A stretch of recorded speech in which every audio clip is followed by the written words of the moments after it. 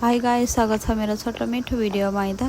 आज चाहिँ मेरो काम छुट्टी थियो। रुममा बसेर मोबाइल हेर्दा अल्छी लाग्यो, कस्तो बोरिङ फिल भयो।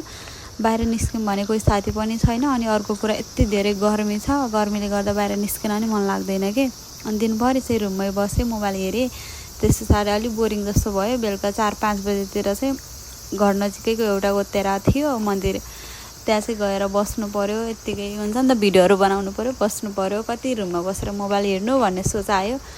निस्केँ, एक्लै गएर बस्नु पर्ला, हल्का बस्ने ठाउँहरू पनि होला भन्ने सोचेको थिएँ कि म चाहिँ।